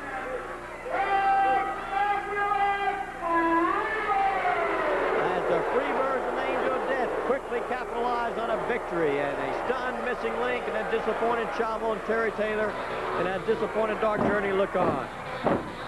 So the winners of the match are Freebirds and the Angel of Death, as we will be back with more Houston wrestling and UWF wrestling action in just one moment. Wrestling Federation heavyweight title and belt, the champion one-man gang, 499 pounds of the meanest, biggest wrestler you'd ever want to meet, and he is being seconded by Skandor Akbar. My name is Peter Burkholz, along with promoter Paul Bosch, and a lot is riding on this particular showdown. Yes, there is a lot riding on it for both men. And I think that probably the man who is taking a huge chance is Ted DiBiase, because he is the only man who has pinned the one-man gang, and we know that he can do it. But in this kind of a match, the gang has street fighting on his side. And no disqualification, as you see a close-up shot of that huge, big man, one-man gang. A man who can deliver a lot of punishment. The things that we saw him do to such stars as Hacksaw Jim Duggan, putting him into the hospital, knocking him out of wrestling. He has that dangerous capability. And now Ted DiBiase trying to battle blow for blow. As DiBiase, he comes as tough as they come as well. And now just a no disqualification, and referee Carl Fergie sure has his work cut out for him, trying to keep control of this all-important, crucial title match. And no disqualifications is as tough a classification as you can put on any match.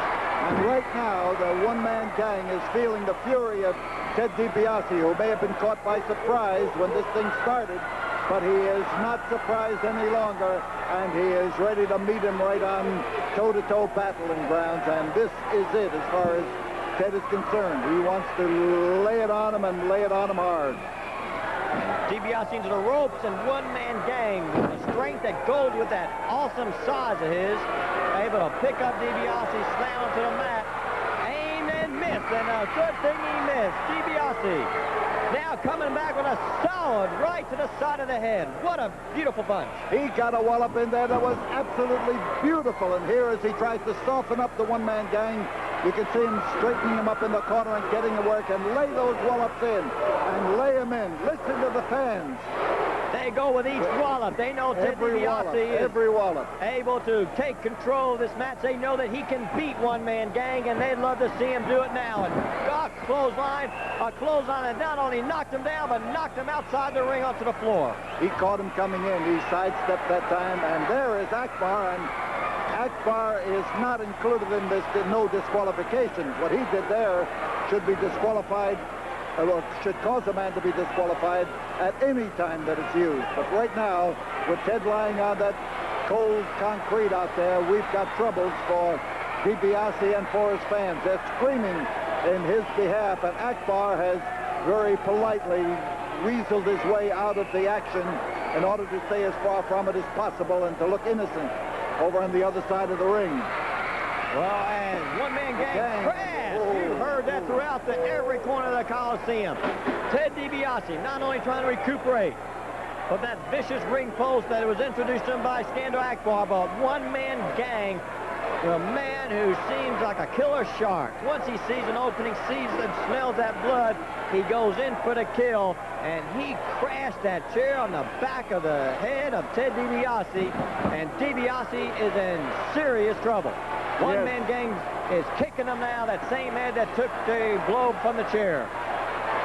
You could call him a killer whale if you were being more accurate, but as he lays those wallops in, there is DiBiase now, almost in the range of Skandor Akbar, and Akbar is back. You see him backing away here as he comes closer to our cameraman and acts as though he has never done anything anyway. And as the referee gets out there, he's laying the law down to Akbar, in spite of the fact that he is not able to lay as much law down in the ring where there are no disqualifications. One-man gang, a couple of well-placed wallops. Just to quickly recap it, Ted DiBiase was taking a battle right to a one-man gang, went outside the ring from a vicious clothesline. Skandor Akbar ran him into the ring post, and since that point, Ted DiBiase has taken a lot of vicious, devastating punishment that could take its toll. But Ted DiBiase, he has that fight within. He wants that UWF heavyweight title. So many stars throughout the wrestling world go after that title, but Ted DiBiase is one man that fans are behind 110%, as he's going to have to be at his very best to beat one-man gang tonight. That really shook the ring that time when Ted DiBiase went in there. He landed solidly against that top turnbuckle. It caught all of the force of the throw that sent him in there, and it racked his body right down into his toes. You can bet on that. He'll still be feeling that on the 20th of February. Yeah, Ted DiBiase is a big man himself. 6'4", 280 pounds, a big, solid individual, but he is up against a man who last time he was weighed was 499 pounds. And right at this 5-minute mark, once again, one-man gang trying to land off 499 pounds across Ted DiBiase's neck. He missed not once but twice, as DiBiase trying to buy some time to recoup and get his faculties back together, because when you're facing one-man gang, you've got to be on your toes every single second. And that kick had all the aspects of being an illegal kick, but this is an illegal match. This is the kind of match where few things are not allowed. This is a no disqualification battle, and Ted DiBiase is in a bad way. But it was Skandor Akbar who started it. He put him on the downside. No question about that. And now the confidence of one-man gang. And that big avalanche missed. If it landed, this match could have been history, but DiBiase saw that huge mountain coming at him, and he got out of the way as he's still trying to find enough time to get back on his feet so he can continue the battle. The fans here in the Coliseum, thousands of them are shouting their support. DiBiase is cut open, been cut open, and now a charging one-man gang. Ted DiBiase's been able to successfully get away from those final moves of one-man gang, the kind of moves that could bring him a quick victory. DiBiase out on the floor, and now he's taken one-man gang and that ring barricade, that metal ring barricade, and that ring chair that he found so punishing, crashed him across one-man gang. A solid match. What a tremendous quality hit that you hear the roar from the crowd when the noise of that blow came around. But DiBiase, I thought he was getting and falling into the ring. I think he went out there on purpose. I think he got right through that rope and then took care of one-man gang when he came out to take care of him. And one-man gang came timbering down on the mat as he toppled down. DiBiase again firing up. And this is one of DiBiase's strong suits, that intestinal fortitude that it's showing right now. He was down, he wasn't out. And Carl Fergie caught by one-man gang. 499 pounds of one-man gang ramming into Carl Fergie. DiBiase now drop-kicking gang to the mat. And as DiBiase continuing to fight up against the Universal Wrestling Federation heavyweight champion. And now DiBiase has something in his hand. Where he got it, I don't know. He picked it up off the mat, I'm certain. See? And it may have been sent towards one-man gang's way by Skandor Akbar, but there is one plan that has backfired. No disqualifications, and DiBiase taking full advantage of that rule, along with the full advantage of having that object in the ring. Fergie is down on the mat as another UWF referee makes his way inside the ring. The match is continuing. DiBiase now trying to see the referees trying to pull him back, and that's what one-man gang saw, that quick opening, and it's a give and take. Gang cut open, coming at us, and he finds a drop kick and a second referee. And that's what happens when you have a man that big being thrown around the ring. Right, and he threw that arm out, and the arm expanded the width of the one-man gang and made him dangerous for about 6 feet wide. And a lot of force was put into the kick by DiBiase, and here is he's got him wrapped up. And Skandor Akbar using that whip clobbered Ted DiBiase. He clobbered him for sure. He came up with an uppercut type blow, and he had whatever he had thrown in there in the first place to the one-man gang. And we've got Ted DiBiase down. That's it.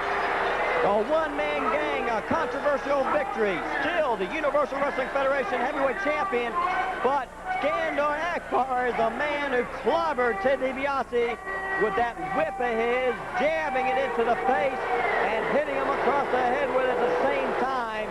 A no disqualification match, but nevertheless, Ted DiBiase had one-man gang wrapped up for the pinfall. So there's one-man gang cut open as he was punished and pushed to the limit by Ted DiBiase. It was General Skandor Akbar that not only saved him, but also the UWF heavyweight title. We'll be back after this brief message. Tremendous blockbusting card. 8 big showdowns, superstar showdowns, including a steel chain battle with Steve Dr. Death Williams up against the Angel of Death. Angel of Death, okay, big guy. I'm not taking anything away from you, a big, big man. 6'6", maybe 320 pounds. Pal, have you ever been in a chain match? Let me show you, brother. It's a logging chain. It's no dog chain. Brother, you wrap it around your wrist, and the guy who wins got to drag the big guy around the corner and touch all 4 corners, and the man stand wins. Okay, Angel of Death, you've been around and around here in UWF. Well, look at right in your TV screen and look at the man you've got to face. Dr. Death. I love you, and I don't mean to interrupt you right now. But I want Skandor Akbar. I should be the champion right now. I had the man beat. I worked a long time. A lot of blood, a lot of sweat, and a lot of tears. The man has humiliated me. He's cost me money in the past. Now he's cost me the title. I don't care how. I don't care where. Right here, preferably. I want Skandor Akbar. You figure it out. You figure out the way, but give me Akbar. Pete, you can see my partner's very upset. A lot of things are going down in UWF. And you too, Angel of Death. You're going down in Sam Houston Coliseum. DiBiase has issued a challenge. Yeah, Ted DiBiase's nothing. You've seen the last of him. Just like Hacksaw Duggan, he's got a one-way ticket out of here. Houston, you've seen the last of DiBiase. And I know Savannah Jack is supposed to be the #1 contender for this coveted title. Well, let me tell you something, boy. Just like DiBiase, you double-crossed the Godfather. And nobody that walks the face of this earth ever double-crosses Akbar. Because I'm the man, the Godfather, Wild Bill Irwin. That's it. Oh, yeah. You know, the one-man gang. Nice, too, huh? That's it. The one-man gang is taking care of business. And now Iceman and Chavo Guerrero, they want to get in the ring with myself and Iceman. And Iceman, you know, the last time we met, you ran like the chicken that you are. You ran on back. You left your man out there. But that's no matter. You come out and do it again. And Chavo, you'll be standing there all alone, just as brave as you are, but you'll be all alone against Eli and myself. You got it? That's the way it's going to be, February the 20th. Right here in the Big Coliseum. extravaganza, and I can tell you right now, just like DiBiase and Duggan, Savannah Jack, you're going to bite that dust, and you're going to call me master. And all of you people respect me. And Eli's coming. Friday, February 20th, the penalty box match when Terry Taylor and Missing Link and Dark Journey in their corner will go up against Sunshine's team of Michael Hayes and Buddy Jack Roberts. Universal Wrestling Federation heavyweight title match, one-man gang up against Savannah Jack. Ted DiBiase has issued a challenge. We may have more information about that. We also have, as General Skandor Akbar says, a super-starred blockbusting card extravaganza. Make your plans to be at the Coliseum Friday, February 20th. See, he goes out. There went over between the ropes goes Bobby Fulton. The action all over the ring. You saw Steiner there. And now Sting banged the knee into the kidney area of Tommy Rogers. I'll apologize, ladies and gentlemen. A lot of action. Rogers with a drop kick on Gilbert. But Gilbert's not the legal man in the ring. Remember that. A great drop kick. And out once again goes Eddie Gilbert.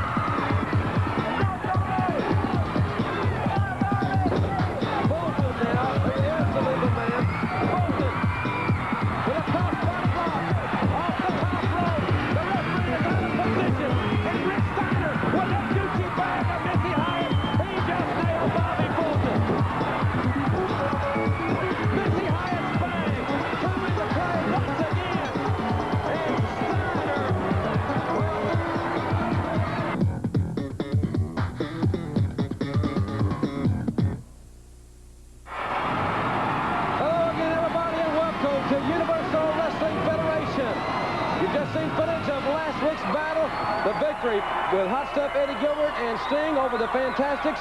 Hello again, everybody. I'm Jim Ross. Thank you very much for being with us. This is going to be a tremendous hour of professional wrestling action. You'll see the debut of the Super Ninja in the hour. You'll also see Terry Taylor in what should be a great scientific matchup against Gary Young. We're also going to have a new UWF Top 10, and the television main event that you will see in the hour will be Steve Dr. Death Williams taking on Freebird Terry Bam Bam Gordy. That should be a tremendous matchup. We also have Iceman King Parsons and Chavo Guerrero in tag team action. You'll see Terry Taylor competing in the hour. It's going to be a super hour of competition. We're so happy that you're with us here on Universal Wrestling. And right now, let's go to the ring and Mike Wilson. Introducing from St. Joe, Missouri, at 275 pounds, Mike George. And from Topeka, Kansas, at 256 pounds, Art Cruz. Art Cruz and Mike George will be taking on Iceman King Parsons and Chavo Guerrero here in our first matchup here on the Universal Wrestling Federation. Also want to remind you that in the hour we'll also see a special feature on many of the mismatches that have been taking place in the UWF. We'll also have an interview with Bruce Pritchard. We'll be interviewing General Skandor Akbar in the hour. And we'll see the Giant, the one-man gang, in action in this hour. It's going to be a great one as Iceman King Parsons and Chavo Guerrero make their way to the ring. Iceman and Chavo, I think, is going to make a tremendous duo. We'll see how this match progresses because they're in there against two tough men in Mike George and Art Cruz.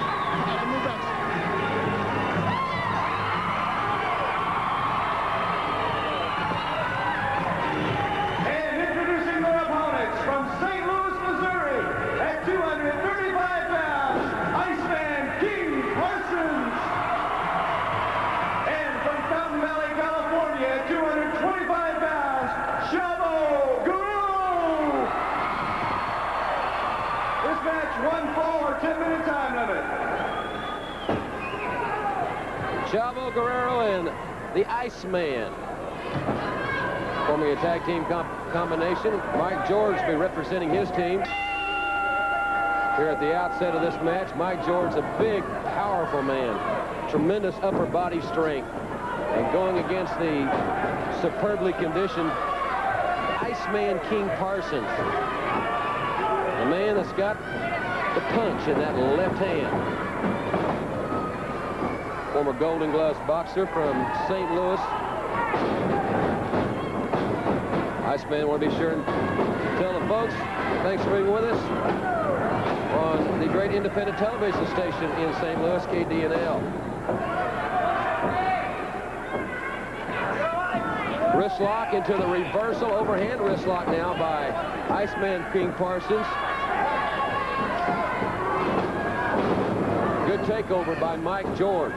George, former North American heavyweight champion. Great kip up by the Iceman and a headbutt by Iceman Parsons.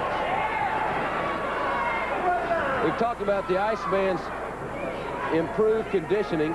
You can see it's really paying off. He's spending a lot of hours in the gymnasium, pumping the iron, getting himself right with the competition in the UWF.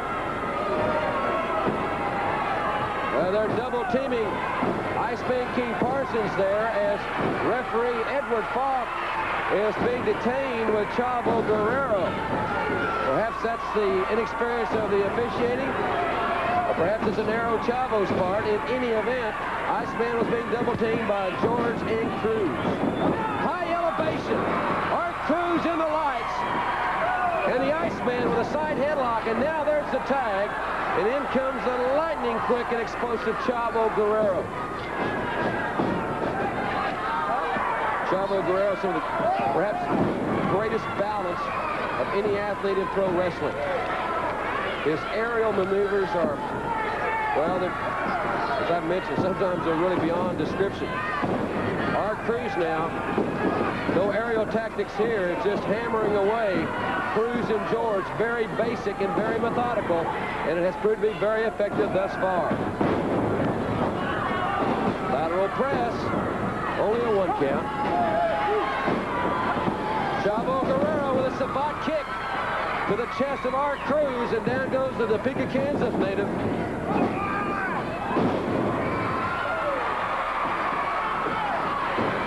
Chavo now and all 4 men coming into the ring. Iceman King Parsons taking over on Mike George. Chavo Guerrero and Art Cruz are the legal men in the ring, I believe. The rumper stumper and a flying body press off the second rope. Chavo Guerrero and Iceman King Parsons with a victory here on the UWF.